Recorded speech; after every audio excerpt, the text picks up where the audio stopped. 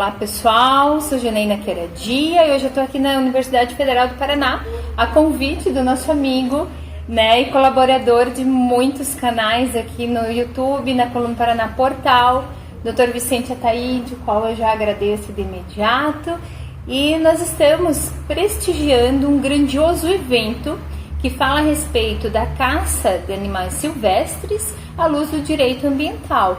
Então, o direito animal, aliás. Eu gostaria de saber do professor Vicente, primeiramente, como que foi a idealização, o convite para participar desse evento, e nós já passamos para o professor Pizzi também.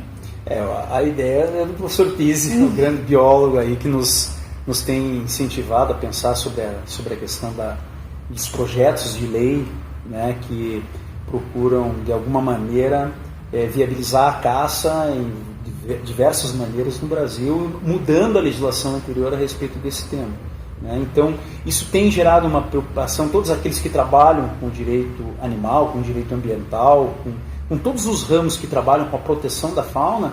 Realmente nós temos uma grande preocupação com a possibilidade de alguns desses projetos serem aprovados e alterarem a legislação atual. Ainda que a legislação atual precise ser aperfeiçoada até para se ajustar à Constituição, né? O que nós vemos é que a maioria dos projetos, se não todos, visam apenas simplesmente liberar a possibilidade da caça de qualquer tipo, inclusive a caça amadora, por lazer, por divertimento, por entretenimento, sem considerar todos os avanços que nós temos no âmbito do direito animal, no âmbito do direito constitucional, no âmbito da jurisprudência do Supremo Tribunal Federal. Então, esse evento que nós tivemos agora aqui na Universidade Federal do Paraná, aqui no setor de Ciências Biológicas, foi um evento interdisciplinar, uniu o pessoal do direito com o pessoal da biologia para que a gente, né, trace questões, levante esses questionamentos comuns, né, em relação a esses projetos de lei que pretendem ampliar, por assim dizer, ou permitir de uma forma indiscriminada a caça no Brasil. E professor Pizzi, então me diga o que levou, né, o seu grupo de estudos, o seu projeto aí dentro dessa temática, a trazer esses questionamentos aqui dentro da Federal do Paraná hoje. Sim, na verdade a gente recebeu esse convite do GBio, que é um grupo de estudos na área de biologia, né, biodiversidade, de ciências biológicas de uma forma geral, né?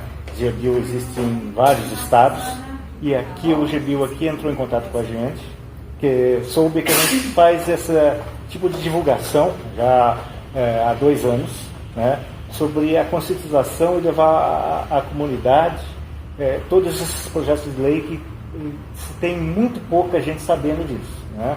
Os nossos deputados estão discutindo entre eles, né, e não levando a questão para os outros setores. Quer dizer, a própria projeto de lei que nós discutimos hoje, que é de um deputado estadual de Santa Catarina, o projeto 6268, de 2016, foi feito para a questão de liberação de caça em termo profissional, em termos amadorístico, e até mesmo de subsistência, que falta uma legislação complementar, por ele mesmo, pela equipe dele. Quer dizer, ele pretende uma lei que é lei dita política nacional de fauna, que não foi discutido com o Ministério do Meio Ambiente, não foi discutido com o Poder Executivo, não foi discutido com os próprios agricultores, que eles colocam, os setores de defesa, os sindicatos patronais, por exemplo, dos agricultores, que eles colocam que é para a lei para beneficiar o controle de animais, entre aspas, de pragas, aqueles que houve um certo descontrole populacional, né? Então, nosso finalidade aqui é realmente ampliar o conhecimento e o debate dessas leis.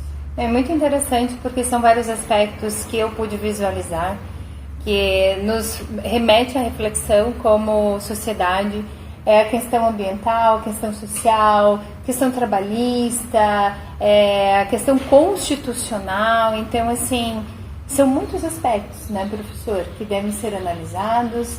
São muitas considerações ainda para serem debatidas, mas nós não podemos partir de um retrocesso, como bem também ressaltou o professor Vicente Ataíde. Então eu quero agradecer pela oportunidade. O canal do YouTube, a Coluna do Paraná Portal, fica à disposição também de todo o seu estudo, de todo o seu grupo. O professor Vicente Assaíde já sabe disso e sempre que possível nos convida, e são temas assim de suma relevância para a sociedade. Então acompanhe agora alguns trechos, né, dessas palestras que foram de suma relevância para toda a sociedade, e também a parte escrita junto à Coluna do Paraná Portal. Até mais, pessoal.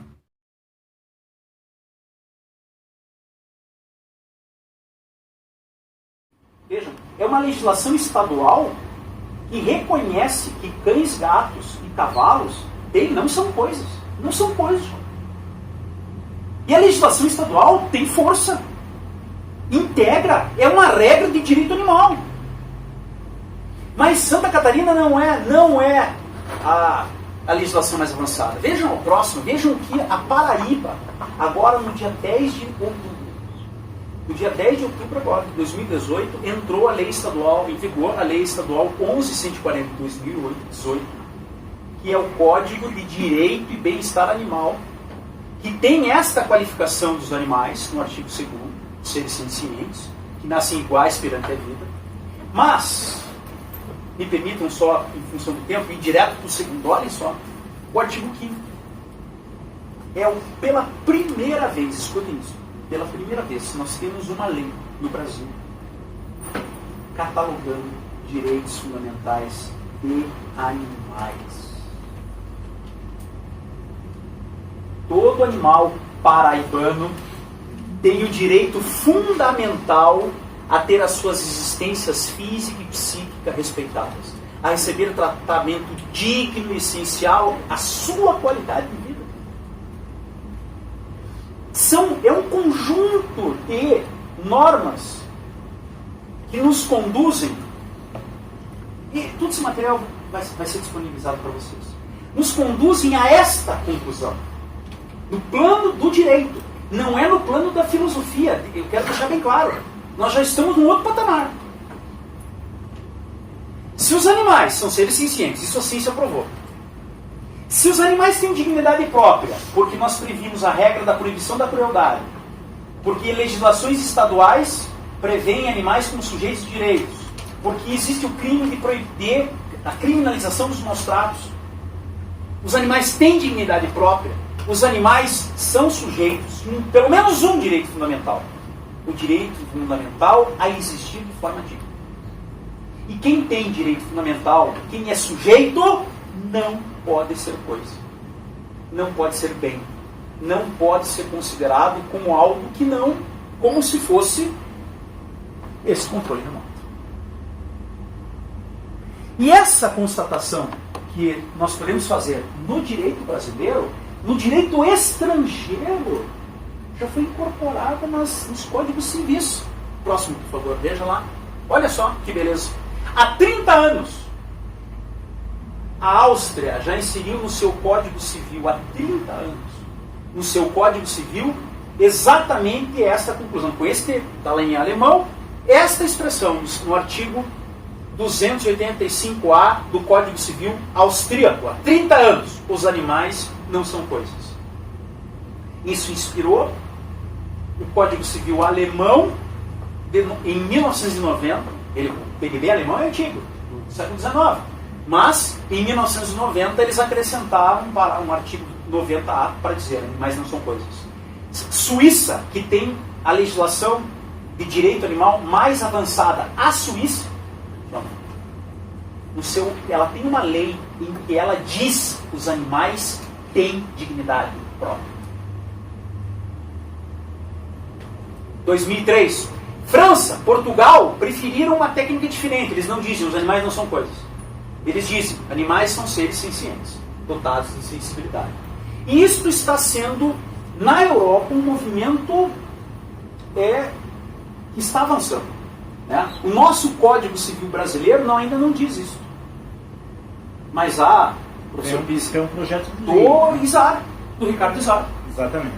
É o mais avançado, que foi aprovado na Câmara e está no Senado, para dizer que os animais são sujeitos de direitos, têm direito à proteção jurisdicional e não podem ser considerados coisas. Está escrito ali, eu devia ter feito o slide do projeto de Izar. Nesse projeto do Ricardo Izar, ele diz exatamente que os animais têm direito à tutela jurisdicional no caso da violação de seus direitos. Por que um pós-doc tem tutela jurisdicional dos animais? Siga. O direito animal ele está avançando de uma maneira. Então veja, nós temos Constituição, nós temos legislação, nós temos jurisprudência e a doutrina, a pesquisa, a produção no campo do direito animal. Hoje tem esta revista. Hoje não, essa revista tem mais de 15 anos essa revista. A Revista Brasileira de Direito Animal. E para quem é da pesquisa sabe, ela é qualizada. Publicar nessa revista é ter uma indexação top de pesquisa, avaliação das universidades, etc. Eu tenho publiquei, esse é o último. Ela é completamente eletrônica, vocês acessam, bota RBDA no Google, vocês acessam ela eletronicamente, toda ela, do primeiro, lá de 2006 para cá, tudo que foi produzido, inclusive artigos internacionais, na filosofia, direito, sociologia, tudo envolvendo direito, essa discussão sobre animais de estimação, guarda, direito de visitas, tudo tem aqui. Vocês mesmos podem publicar nessa revista. Muito bem, fechei a primeira parte. Apresentei a vocês o direito animal. A questão da caça. A questão da caça, ela se delimita. Ela envolve, isso não é absoluto, mas ela envolve, em princípio, só apenas os animais silvestres. Em princípio. E, nesse aspecto, nós já tivemos um código da caça no Brasil, da época do Getúlio Vargas. Mas esse código depois foi revogado e deu origem à lei que o professor Pizzi já indicou, que é a Lei 5.197 de 1967. Essa é considerada no Brasil a Lei da Fauna, ainda de 1967. Esse projeto do Polato, o 68, ele pretende ser a nova Lei da Fauna.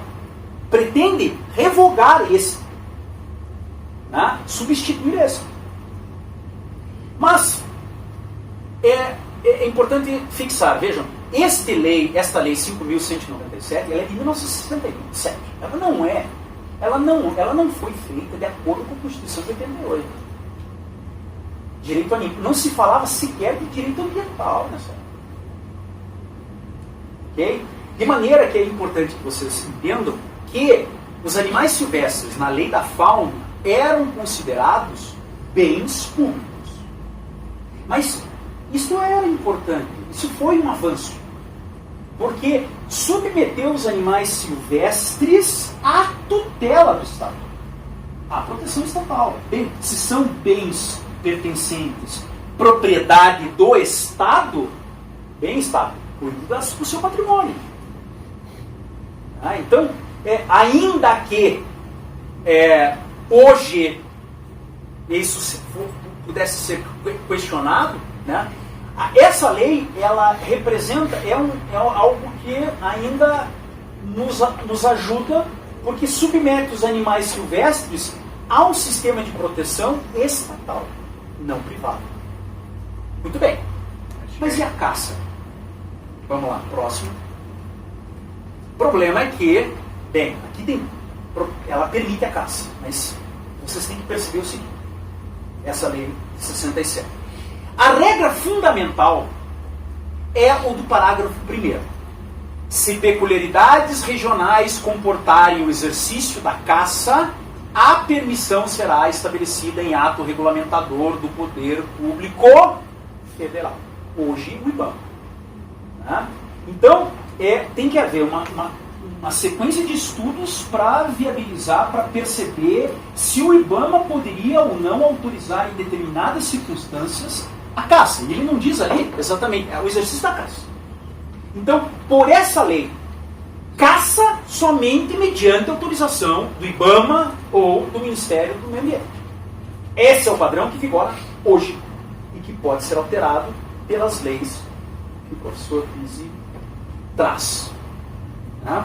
Ali há uma questão dos animais em domínio privado, né? Mas sempre permitidas na forma do parágrafo anterior, ainda que os animais estejam em fazendas, a caça tem que ser precedida de uma autorização do poder público federal. E o artigo 2º só tem isso. É proibida a caça visando lucro. Fazendas de caça, assim, com finalidade lucrativa de você vender um produto, venha caçar conosco. Né? Certamente vai ter um outdoor lá, venha caçar conosco. Havendo a possibilidade das tais reservas sinergéticas, né? Resorts de caça. Isso não é possível hoje. Se me permite uma parte aí, acho que é importante ressaltar que ao substituir a 5197, né, a pretendida nova lei, ela altera aquele ponto que você colocou anteriormente. Os animais deixam de ser propriedade do Estado. São propriedade. Eu tenho o artigo, depois eu posso mostrar o texto da lei. Eles passam a ser de domínio público, não de propriedade do Estado. Mas de domínio público significa, no direito nós chamamos de res nullius, não é de ninguém. E é óbvio que quando você diz é propriedade do Estado e depois você diz não é de ninguém, bem, se não é de ninguém, cada um pode se apropriar. E como o professor Pizzi também disse, o povo, eles colocam ali nas entrelinhas expressões com as quais eles vão se agarrar depois para permitir todas as atrocidades possíveis.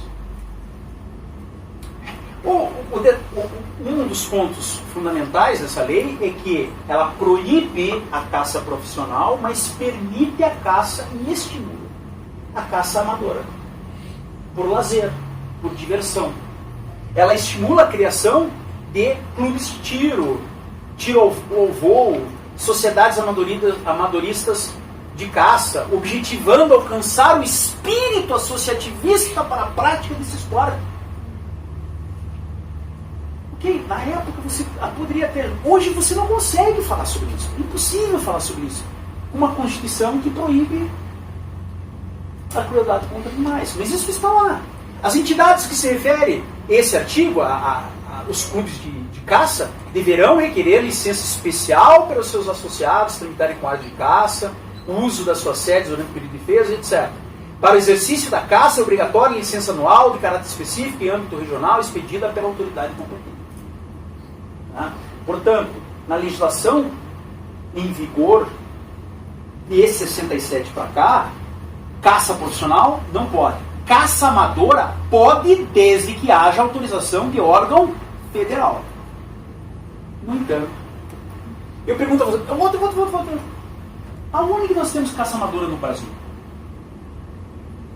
Onde que nós temos clube de tiro no Brasil? Ninguém sabe? Clube de tiro ou sociedade amadora de caça. O único estado que tenta e se organiza e busca é o estado do Rio Grande do Sul. E o estado do Rio Grande do Sul, ele, de fato, ele, em 94, taxou a sua lei estadual de caça e regrando a caça amadora, por esporte. E essa lei, ela exigia abertura da temporada de caça. Tinha padrões, disciplinando a caça só no estado do Rio Grande do Sul. Porém, agora sim. Mais um. É essa aqui. Esta caça amadora, que é permitida pela lei de 67, pela lei da fauna de 67, foi submetida a uma discussão judicial, através de ação civil pública, se levou à Justiça Federal do Rio Grande do Sul essa possibilidade, à luz da Constituição Federal. E a Justiça Federal da 4ª Região, o Tribunal Regional Federal da 4ª Região, a que eu pertenço, em 2008, disse: é impossível você é impossível você conciliar caça amadora, e entendam caça amadora, caça por esporte, por entretenimento, por lazer, com a regra da proibição da crueldade. E eles citam, inclusive, a Declaração Universal dos Direitos Animais, de 1978, que nem é uma declaração vinculante, não é nem não tem um vigor, o Leão falou ela não tem um caráter de lei internacional, mas é uma declaração de princípios. Não é? E dentre dessa declaração, que existe a previsão do crime de biocídio. Biocídio. Ou zoocídio seria talvez melhor. Né? Ato que leva à morte um animal sem necessidade é um biocídio. Então, no Rio Grande do Sul, que era o único estado da federação que conseguia ter caça amadora, isso foi proibido pela justiça. E por isso que eu gostaria de ressaltar a importância de nós trabalharmos o direito animal. A Rosângela é minha orientanda na Faculdade de Pinhais. Ela escreve sobre experimentação com animais, testes com animais no âmbito da indústria cosmética. É uma outra discussão. Mas vocês vejam, a atividade de caça amadora no Rio Grande do Sul só foi vetada através de uma ação judicial. Aí alguns dizem assim, mas os caras fazem caça no Rio Grande. Os caras caçam. Sim, mas caçam clandestinamente. Vejam, a lei proíbe matar. Matar outro, homicídio. É proibido matar outro. Mas é evidente que os homicídios acontecem. Agora eu pergunto, e se não tivesse essa proibição? Está liberado matar. Tem que ter a proibição. O direito tem essa funcionalidade. É dizer não. O direito tem essa funcionalidade. É impor limites, colocar bordas. E a Justiça Federal colocou essa borda. Falou, olha, caça não dá, a Constituição, isso é incompatível com a Constituição Federal. Infelizmente, professor, agora não foi, o Supremo não tocou a analisar isso do ponto de vista lá da jurisdição constitucional. Houve recurso extraordinário para acessar o Supremo Tribunal Federal, para discutir isso lá no Supremo, mas o Supremo falou, não, deixa isso para os gaúchos, vamos deixar isso lá, não vamos generalizar essa discussão, não vale a pena agora, e foi a Rosa Negra, que é gaúcha. Não houve essa discussão nacional. Essa discussão sobre a caça amadora, sobre a compatibilidade da caça amadora com a Constituição, se restringiu ao Estado do Rio Grande do Sul. Não ganhou foros nacionais. Sigamos. Volte um. Esses artigos são da Lei de Crimes Ambientais. Então, notem, dentro do espírito mesmo da Lei da Fauna, a Lei de 67, mas com um espírito mais intenso, o artigo 29 diz, é proibido matar animais silvestres. Animais silvestres é proibido. E eu me atrevo até a dizer que os animais silvestres têm direito fundamental à vida no Brasil. Os animais silvestres têm direito fundamental à vida. Ainda que seja possível, permissão, licença, autorização da autoridade competente para a morte, perseguição, caça, apanho em determinadas circunstâncias. Da mesma maneira que a lei de 67 falou, olha, em algumas circunstâncias a gente pode autorizar a caça. Né? O professor Pisse também ressaltou isso aqui que o projeto de lei do Colato pretende revogar. Quem mata animal silvestre por profissão, caçador profissional, é pego, o crime, a pena, é aumentada até o triplo. E eles querem eliminar este aumento de pena, obviamente, porque a caça profissional, se o projeto do Colato passasse, né, iria possibilitar a caça profissional. Agora, o próprio artigo 37 dessa lei faz algumas exceções. Quando que é possível matar animais silvestres? Estado de necessidade. Para saciar a fome.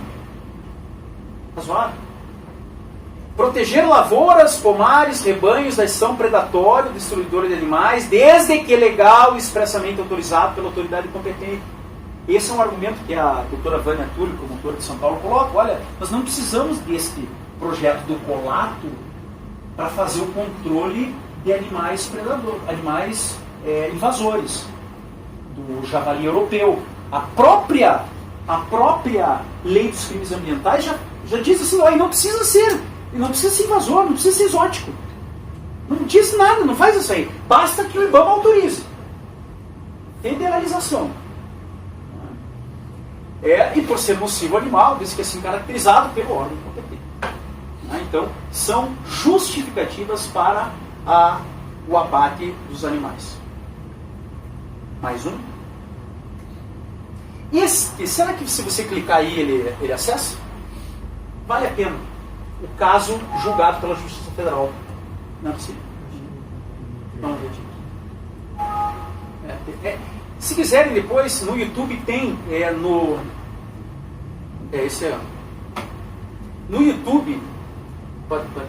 no YouTube, esse programinha aqui é na comemoração de 25 anos do Tribunal Regional Federal da Quarta Região, que eles fizeram 5 minutos de reportagem sobre o julgamento do caso lá da caça amadora no Rio Grande do Sul. Né? E é muito interessante para ver os depoimentos das pessoas envolvidas e para ver o depoimento do agente do IBAMA. Como que o cara do IBAMA visualiza a caça? Para ver como nós temos ainda muito para avançar em termos de perspectiva ambiental e animalista. O cara fala em termos assim, olha, mas a caça é muito boa para a gente. Tem vantagens muito grandes no vanejo, que são recursos, para fazer um manejo dos recursos naturais, os animais como recursos. Muito bem. Daí o último slide, a lebre europeia é possível, ela era objeto de caça no Rio Grande do Sul. Então eu sempre coloco esse slide por último, porque eu acho que é uma coisa que vai nos levar a refletir sobre a nossa posição pessoal em relação aos animais. Qual que é o compromisso do biólogo, do produtor de ciência? Ele tem compromisso com a proteção da individualidade dos animais. O biólogo tem que se preocupar com o que ele faz com o produto da sua ciência em termos de sofrimento. Né? E eu não estou falando de experimentação, do uso de animais em pesquisas, dos animais espetados em caixas entomológicas. Né? Nossa universidade aqui tem uma das maiores. Tudo isso vai ter que passar por uma revisão ética, uma nova consciência ética. E eu fecho nesse bloco para dizer o seguinte: o direito animal ele vem para nos dar um elemento discursivo a mais. Dizer, os animais importam por si só.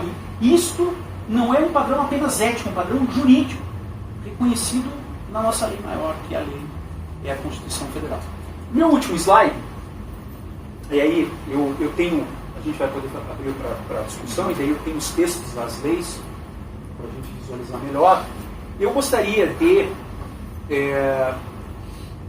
todos vocês que quiserem, eu tenho um kit direito animal, um conjunto, né, de artigos dos precedentes do Supremo, esse acordo da vaquejada, eu tenho integral, eu tenho uma lista de indicações bibliográficas, inclusive de filosofia envolvendo a questão animal, os precedentes de maus tratos contra animais, né, e eu tenho até um livro que eu coloco em PDF ali, que é talvez o que abriu as discussões do direito animal em filosofia da ética animal, que é o livro do Peter Singer, Libertação Animal.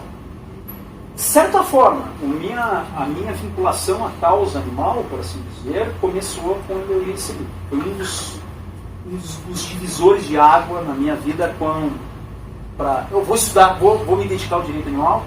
E esse livro do Peter Singer, ainda que ele seja recheado de controvérsias, mas ele não nos permite dormir durante os 3 dias. Não leiam antes de dormir. Não façam como eu fiz. Não leiam. E aí, né, quem quiser receber esse kit, né, basta me enviar um e-mail para o meu e-mail aqui da universidade, gostaria de receber o kit. Eu encaminho, né? E eu também fico à disposição, como agora, justamente meu pós-doutorado é para eu receber uma titulação específica na área de direito animal. Por isso que eu estou à disposição para orientações e co-orientações na área de direito animal, inclusive interdisciplinar.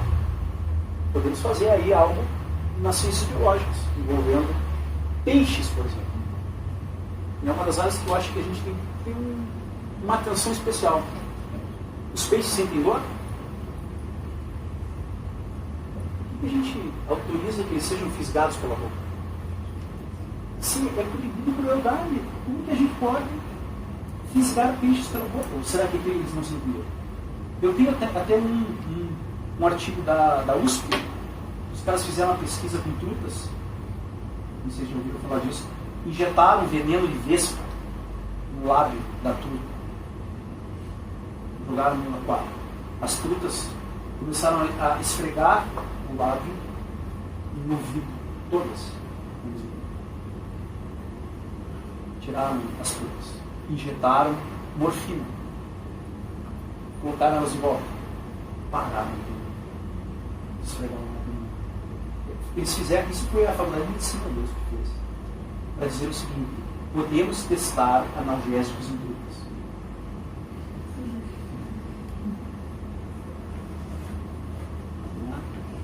Eu quero, professor, me permita dizer, a área da zoologia, referida à ictiologia, os animais, os peixes em especial, as leis que tratam da fauna excluem os peixes. A própria lei de 67 exclui os peixes. Como se eles fossem...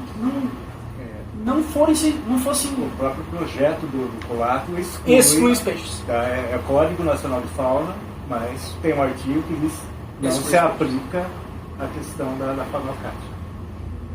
Então, os senhores têm muito para produzir, mas eu gostaria de sensibilizá-los a ter um propósito maior nas suas pesquisas. A biologia tem que servir à proteção animal. Quem vai para a zoologia, a biologia tem que servir a esse propósito maior. Né? Isso é uma coisa que é presente, que está se alastrando, mas o conhecimento científico ele tem que ter ele não pode ser um conhecimento por si próprio. Ele vai ter que ter esse viés de servir à proteção dos animais. Né? E experiências nesse sentido eu acho que são muito importantes. Então, eu encerro por aqui a minha apresentação, mas eu tenho daí para alicerçar as nossas discussões os textos, né, dos projetos de lei preferidos pelo professor Pérez. Muito obrigado por isso.